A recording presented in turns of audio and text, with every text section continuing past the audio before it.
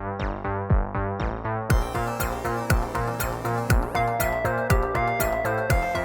day everyone, and welcome to my very first YouTube video. I'm planning on making this a channel in which I learn all about growing orchids, and I would like to share my knowledge, my successes, as well as my failures with all of you. And to begin, I would like to use this video to show you all of the orchids which I've been growing here. So I started collecting orchids about half a year ago. I remember the exact date actually, the 1st of November, because I still have the receipt from my first orchid purchase. And since then I've amassed a little bit of a collection, which I will show you here today. So these are my Phalaenopsis orchids you've been seeing. Two of which are in bloom, including my favorite. My favorite is the one you see right over here, which is the Phalaenopsis mini-mark. Just bring you in closer. There we go. And this is my absolute favorite because I absolutely adore the bright saturated orange of the lip. And the dots on the petals and the sepals, they remind me of this pixelation effect that I really like. And it all just contrasts really nicely with the white petals and sepals. So this is absolutely my favorite. It also has a really nice smell, especially in the morning when it's being hit by direct rays of sun. It gets really nice. I really love having this one here. And I kind of hope it'll be in bloom forever. Now, second one that's in bloom is this one right here. It's one of my newer orchids, and it's a no ID, but it looks kind of like the Caribbean sunset. And this one, I like it a lot because it has these red petals, which is quite unusual for a Phalaenopsis orchid actually. And the flowers are really sturdy and waxy, and they smell like cinnamon, which is great. Now the others are not in bloom, and they're all no IDs actually, other than a mini mark. So down here we have my one and only real mini Phalaenopsis, and the mini mark is almost a mini Phalaenopsis, but it's a bit bigger than this one. And this is one of the very first orchids that I ever bought on the 1st of November. And I really like the flowers. It had this really soft light green flower with these little splotches of pink near the center. And I'll actually put a picture of the blooms for each one of these orchids that are not in bloom that I have seen in bloom before, somewhere on the screen so you can see what I'm talking about. So yeah, that was one of the first orchids I ever bought. Then over here we have another no ID, which I got from IKEA. And what drew me to this one was the foliage actually. You can see that there's actually this interesting patterning on it, which I found really interesting. I didn't have that on any of my orchids so far. So I got it. And it had these beautiful pink flowers with this kind of orangey lip, which really reminded me of a sunset, and I really liked it. And so far it's been doing great for me, so I'm happy I bought that one. Now this one here is, you know, the ones you see so often in flower stores with the really big white flowers? Well, this is one of them, and it was given to me by a friend for my birthday, and it's the biggest Phalaenopsis I own. I mean, look at those leaves. Now compare those to my hand. Right, that's huge. That's really big. So I personally don't buy ones that are this big because I only have a one-bedroom apartment. But I'm really happy with this one. The flowers are beautiful. They're really elegant, and it's growing just fine. It's making new roots right now. Right over there.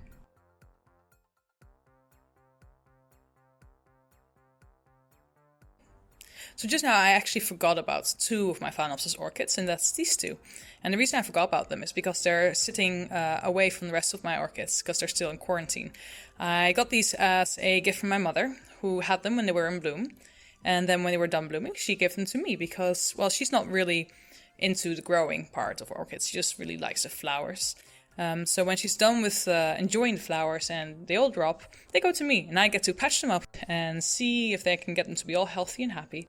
Which with this one shouldn't be much of a problem. It looks perfectly fine and happy. This one, however, yeah, we have some work to do with this one. It's all droopy and dehydrated and not the happiest plant on this planet, I must say. So those were two extras that I'd forgotten to tell you about. I'm not quite sure what the flowers look like, honestly.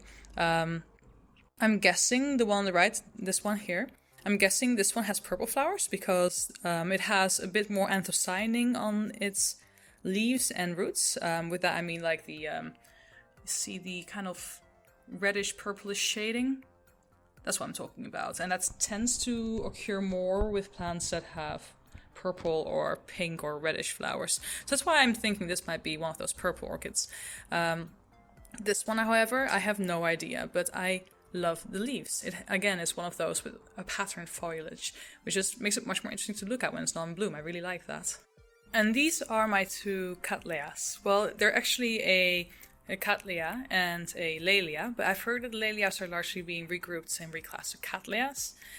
So I'm guessing this is now actually a Cattleya, but it used to be a Laelia harpophylla, which is a species that's found somewhere, I forget where exactly, it might have been Brazil, somewhere in South America. And it has these beautiful orange flowers. Now, I've never seen this one in bloom yet, because I got it recently without blooms, about maybe 3 months ago. So I've yet to see what they actually look like in person. But I absolutely love oranges, as you might have guessed from my favorite orchid right there at the back.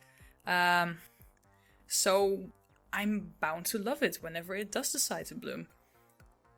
And this here is, well, the seller described as a LBL Golden Peak. As you can see here on the label. Oh, it's kind of stuck actually. I think I'll leave that in and not disturb the roots. Which I took to be a golden peacock. When I saw the pictures online from the seller, it looked like one. And if you are familiar with that one, it has these golden colored flowers with these orange-red spots on the lip. And I thought it would be right up my alley. It looked beautiful. So these are the only two Cattleya types I've got. And I'm looking forward to seeing them grow and making them bloom, hopefully. So far they seem to be doing quite alright. This one's growing quite a bit of roots. It's starting a new growth right down there. I hope you can see it. This one's maturing its latest growth, and I believe that it too... Sorry, plant. Down there, it looks like some eyes are swelling up, so it seems to be happy and doing well. But no blooms for now. So for that, I suppose that I'll have to wait until maybe next year. And here we have my Dendrobium family. I have quite a few of those, as you can see. But actually 3 of those, these 3 here, are kind of technically the same plant, I guess. So this one, I'll just go up here to give you a better look at what's going on down there. This is one of the first ones I bought together with that mini Phalaenopsis you saw before. And it's a no ID, but it looks a lot like a Dendrobium Stardust Chiyomi, which is it has this beautiful yellow blooms. I'll give you a picture in the screen somewhere. And I gave it black rot. I put it too deep in its medium in the pot, and the rhizome became wet for too long, I suppose, with too little oxygen, and it started to rot, and I had to cut away a lot of the plant and throw a lot in the bin. And these shriveled canes are kind of what left. Thankfully, it's a keiki machine, so it made a whole bunch of keikis. Here you have one which is still attached to the mother plant. Down there's another one. These 2 here I would just classify as new growths. They're all the way at the base. So they're what, the mother plant might survive thanks to those. And these 2 are 2 really big keikis that came from this plant. And as you can see, I left the cane on this one. This one actually still has a bit of cane on it as well, but it's buried under the medium. Yes, I know. I don't learn from my mistakes. I know. But they're doing really well actually in sphagnum moss. And they're growing roots everywhere. And as you can see, they have lots of little canes that are coming up right now. So I think that, although I'll have to wait for quite a while for new flowers, this plant is going to be fine. In the future, I will still have a no ID that looks like a Stardust Chiyomi. And then moving on to the left, this here was the very first Dendrobium Phalaenopsis that I owned. It has beautiful purple blooms. They're kind of velvety in texture. Again, I'll show you a picture in the screen. But when I came to repotting it, because I found snails in the medium, and that means repotting immediately, it turned out to be 3 plants. Now, I don't know whether it was one plant that broke into 3 plants, or just 3 plants got potted up together, or anything. I have no idea. But since then, I've been waiting for it to do anything. I just repotted them both, all of them together again in self-watering leca, which is what I have most of my plants in.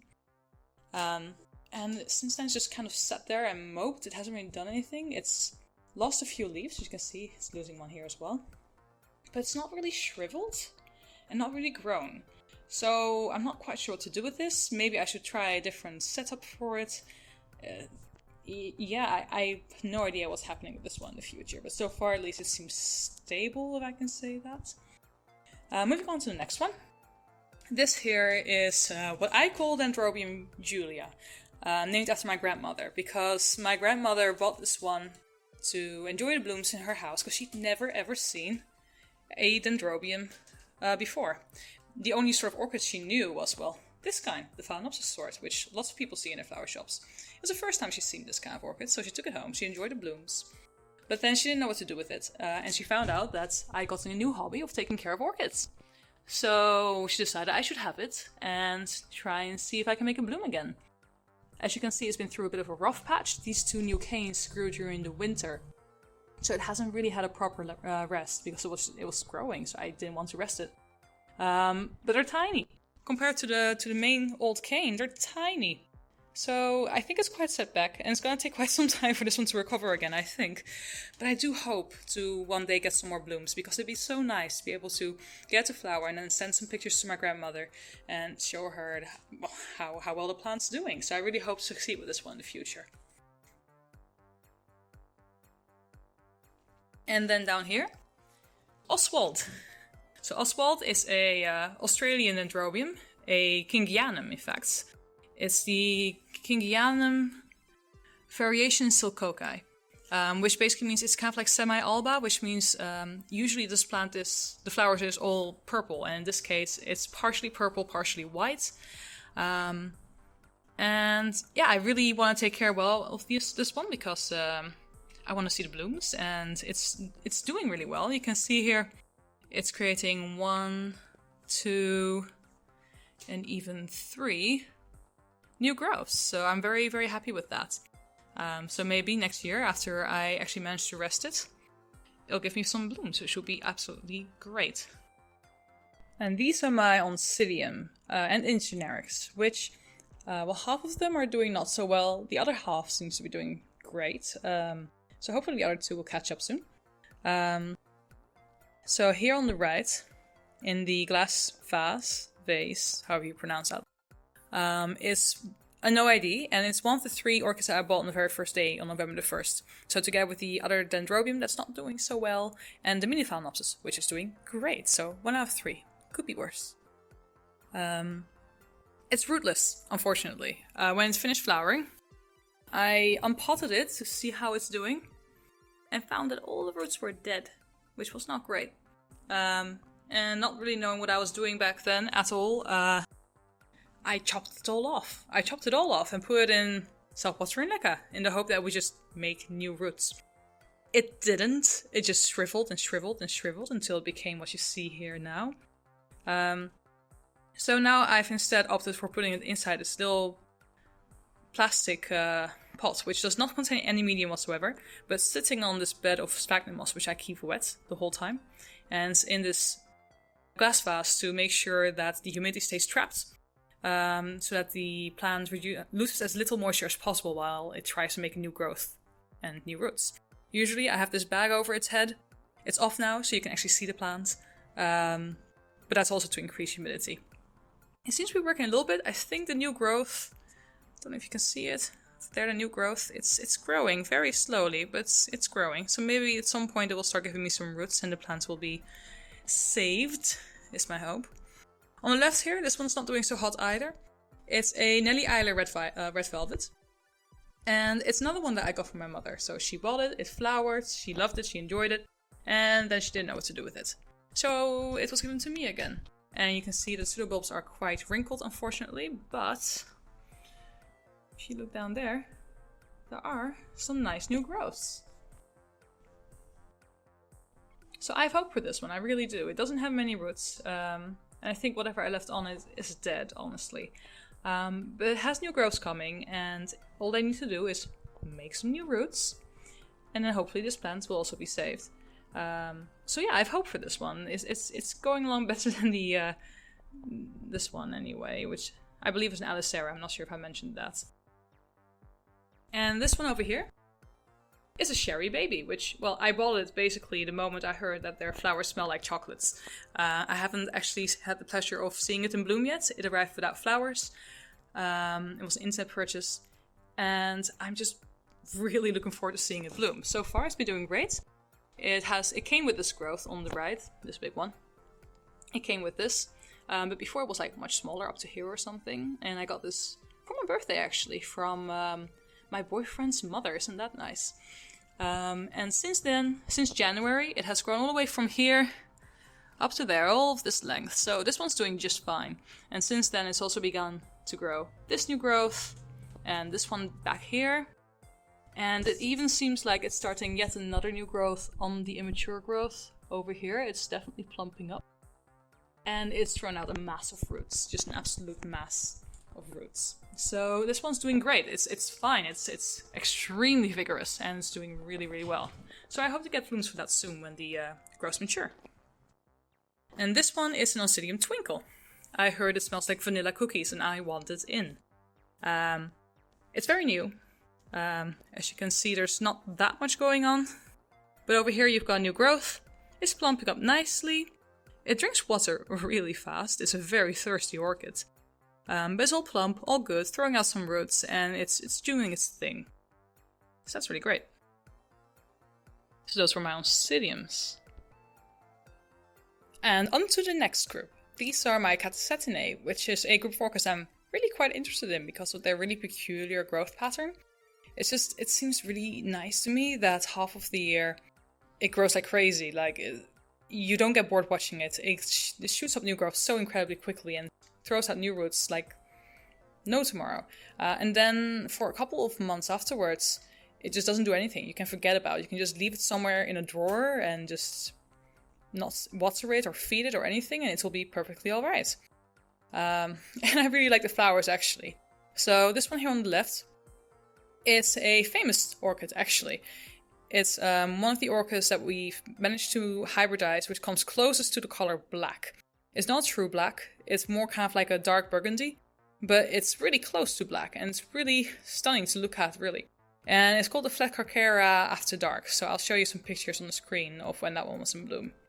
And on the right over here, we have the Cloecia Grace Dunn, which has really nice, kind of frilly, pink flowers. Somehow it reminds me of fairy flowers. I don't know. It makes me think of a little fairy. And I really like it. They're both waking up slowly from dormancy now. See, this one has two little growths. And the Phalaenopsis has one giant growth. And one smaller one right over there at the back. And it seems to be doing well. I'm slowly introducing some watering to them. Just to stop the canes from shriveling too much. And yeah, I'm looking forward to seeing them bloom again. I hope that everything goes well. It's my first year with all of these orchids, but these in particular have a very strong growing pattern, so I hope that I do things well. Last but certainly not least, we have an assortment of other genera, of which I only have one each, so I didn't think it'd be worth it to put them in their own separate categories. On the left we have a Vanilla Planifolia. I really botched that up. Vanilla Planifolia. It is the only orchid that produces something edible that we actually eat, and it's the vanilla, which we use in so many of our desserts and treats. This is where vanilla comes from. Now this one's far too small to flower, so we have quite some years ahead of us before we even have a chance of making some vanilla. But I would love it if one day it does bloom and I'll be able to make my own vanilla and give it to my friends and everything. It would be great, so I'm looking forward to that day. But until then, I just get to enjoy its foliage, because I really like the variegation on these leaves. And I enjoy the fact that it's different from the rest. It's a vine, it's climbed, it's great. And I really like looking at its behavior and seeing where it sends out the roots to find stuff to climb on. It even climbs on itself. See here? Really likes gripping onto anything it finds. So I'm enjoying seeing that one grow. Over here we have my only Bulbophyllum, which is a Bulbophyllum fascinator. I really look forward to seeing this one in bloom, because I've seen so many pictures of different Bulbophyllums and their blooms just look so spectacular and alien and weird. And I love that, and I really want to see it bloom. Now, in general, bulbophyllums tend to smell like death. I hope this one doesn't. I have done my research, and everything I found suggested that it does not smell terrible. In fact, this one's supposed to not have any smell at all. But we'll see when it blooms. I live in a 1-bedroom apartment, so if it does smell like death, that's gonna be a problem. But until then, I'll just enjoy watching it grow. And I really like the plump little pseudobulbs and the fleshy little leaves that come out. It just looks cute to me. I like it. And then last, we have the Cymbidium, which is a huge plant. Look at that foliage. It's huge. And it actually has 1, 2, I think it was 1 more. I think it has 3 new growths. Yeah, 3 right there. 3 new growths. So it had a bit of a rough time in the start getting adjusted to the new medium and to my growing environment, but it seems to be doing quite well now. And oh, what's that? I think I've forgotten one. This is actually the very newest orchid I've got. It's a Zygopetalum that I found in the flower store. And I've been having some trouble with it actually. It was in bloom, but I had to cut the spike because it was completely rotting. Here you can see the stump, the remains of the new growth, which was flowering. It completely rotted away. I'm hoping I don't need to cut away the new roots and the eyes, but I'm not optimistic. This one's not doing so well. I kind of messed up with this one. But that's also an orchid that I have. So yeah, now you've seen all of my orchids in my little 1-bedroom apartment. So yeah, this is me saying hi, showing you my collection, and introducing myself to the YouTube community. And I hope you look forward to seeing further videos. I certainly look forward to making them, and maybe discussing some orchid growing techniques with you, all of you in the future. Thank you for watching, and hopefully see you next time. Bye!